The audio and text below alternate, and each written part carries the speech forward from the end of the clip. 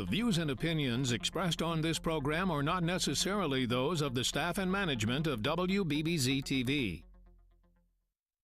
It's time for Political Buzz, the television forum to discuss politics and issues of interest for all of Western New York. Now, from the WBBZ television studio at the Eastern Hills Mall, this is Political Buzz. Hello, everyone. John DeShula with you for a very special edition of Political Buzz here on WBBZ-TV. If you need to do anything, stop right now.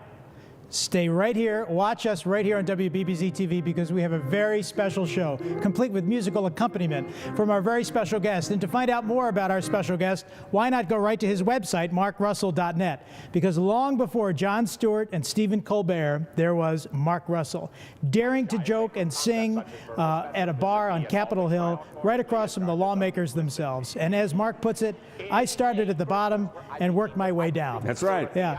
So he knew little about politics, but was an immediate hit because you could find humor in anything. A Western New York native, from Kenmore, New York specifically, Mark Russell, a 30-year veteran of public television specials, traveling the country, in town recently at the Riviera Theatre, and here with us on Political Buzz on WBBZ. It's a real honor to have you here, Mark. Well, thank you, John. It's always wonderful to come back here. You know, I grew up on a cotton plantation in Kenmore. Yes. The only one, I'm sure. It was during the Civil War, yeah. During the war between the North and the South, North Tonawanda and Tonawanda. Ah, I didn't hear about that war. I must have missed that. You know, Mark, when you look at your Western New York roots, you went to Canisius. Yes. And our owner's family, you know, in Canisius College and Canisius High School. Mandatory 4 years of Latin. What good did it do me? Well, did it do you any good? As a political satirist, the only thing that helped me, nolo contendere, and quid pro quo. That was it. Well, quid pro quo, I'll scratch your back, you scratch my back, which they forgot how to do it anymore. I mean, you look what's going on now. Congress is in gridlock, and the best example of gridlock would be like last spring. They wanted to commemorate the holiday Cinco de Mayo, but they couldn't agree on a date.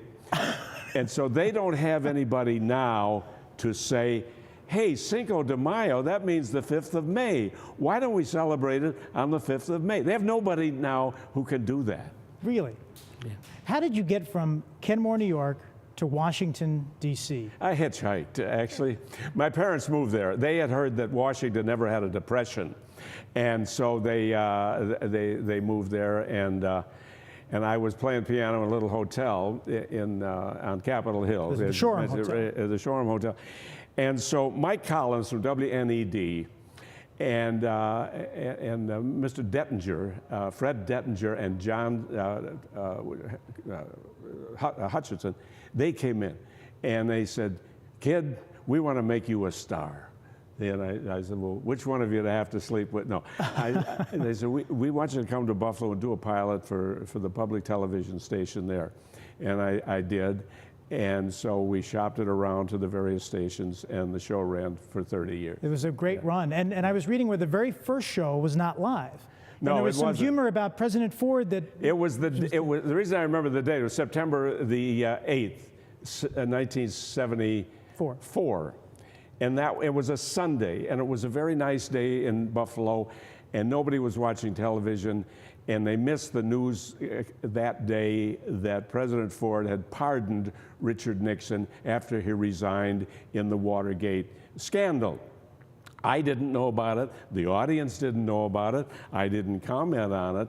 But when we shopped it around to the rest of the stations, a couple of weeks later, they said, well, how topical is this guy? He doesn't even know that Ford pardoned Nixon. And so they had realized that it had to be live, literally live.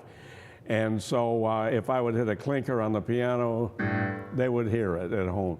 And so sometimes something would happen in the news, and I'd write a song, like the show went on at 8 o'clock, and I write a song about 6 o'clock, not trusting to memory. I would literally duct tape the words of the song on the lens of the camera, and that's how primitive we were. Well, back in those days, and I remember seeing one of those shows live it was University of Buffalo that was your home base for a long time, and across the country. And a 30-year run is a remarkable run. but the topicality of it, where did you come up with the material? Did you take regular songs that were out there and readjust them? As often as possible. See, with the recent election, I had to be prepared no matter who won the election. I didn't care who won. I didn't care, because I had a song in either event. And I never worry about that. I never worry about who's going to be president, because it's part of the genius of our system to weed out the wackos in the primaries. We have sort of an institutional wacko weed whacker. And so Romney, I gave him some advice one time. I said, Mitt, you got to listen to me. You got to relax and just be one of yourselves. And so... How many does he have, Mark? So, well, that's 3 persons in one. He was a trinity unto himself. See? So anyway, I was prepared if Romney won, he would be sworn in as president. He placed his hand on the Book of Mormon, or maybe the program from the Broadway show, and then the next day, full day as president. It's a beautiful day in Washington, and he flings open the window in the White House and he sings, "Oh, what a beautiful morning, the Democrats' bubble has burst. My foreign advisor, Netanyahu, said, let's bomb Iran. You go first. I'm sending a message to Cairo, prepare for a policy shift. I'm sending Ambassador Cheney, duck and cover if you get my drift." And so I was ready for that. Obama wins. I was ready for that. Obama, he's reelected. I will play the part of a tall, skinny African-American man in his early 50s. It's called talent. And here he is speaking to his supporters.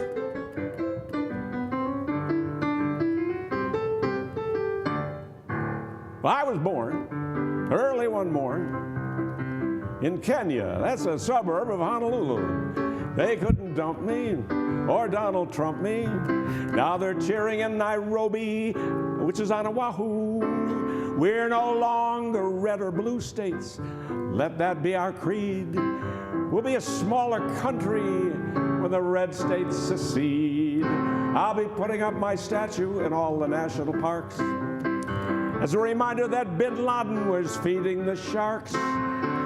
Liberals elated, Rush Limbaugh deflated.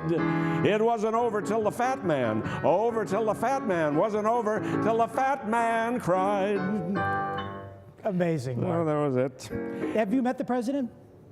No, I haven't. I have been there where he is, where he's been, but I never met him. Who was the first president that you met? Was it Ford?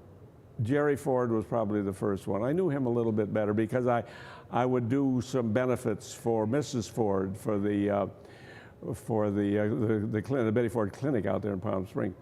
And in fact, I suggested to her one time that when you arrive in Palm Springs, California, and there's a bar in the lobby of the terminal, and I said, why don't you get the people who run that bar in the terminal of Palm Springs, put up a sign outside, say, last drink before heading out to Betty Ford. You didn't suggest that, did you? She didn't, yeah, I suggested that. What was the reaction on that one? No, they both had great senses of humor, and Ford one time had a humor seminar. It became an HBO special. And he invited everybody who did any kind of political comedy, including Chevy Chase, who got his career started tripping all over the place. Ford didn't mind. He was out of the White House by then. And so he loved political humor, and he was very, very comfortable with it. He wasn't uptight about it or anything. How many presidents have you met? I started with Calvin Coolidge, Millard Fillmore.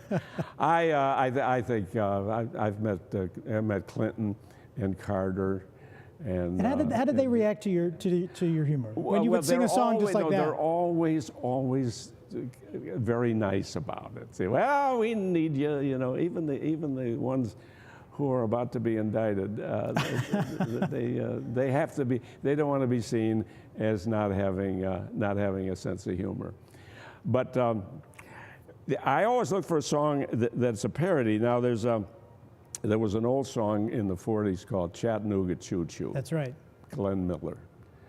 Had a very famous, very famous take on that. Pardon me, boy, is it the Chattanooga Choo Choo? So this This was at the end of the Cold War, and all the Russian satellites are folding, including Romania. Romania was the worst of all. And their craven dictator, Nicolae Ceausescu, and his wife, Trixie, I believe her name was, and they were assassinated. They were killed in a firing squad, and the firing squad were also on the jury. And so they put their bodies on the train, and they hustled the train out of the country, sending them out to God knows where. So this was the song. Pardon me, boys, are you the cats who shot Ceausescu? You made my day, the way you blew them away. Here on the train are the remains of old Ceausescu. They don't make a sound, and yet they still get around. You leave the Transylvania station, have a drink at the bar. Ceausescu and his wife are resting in the next car. Lunch in Bratislava, boy, they're gonna love ya when they're throwing rotten eggs in Yugoslavia. See McDonald's arches where there was a red star. Then you know that Bucharest is not very far. Shovel all the coal in, you gotta keep it rolling. Woo, woo, woo, Ceausescu, there you are. Woo, woo, woo, Ceausescu, there you are, yeah. Wow, more with Mark Russell on a very special edition of Political Buzz when we come back. Oh, you have commercials. We do. Oh, good.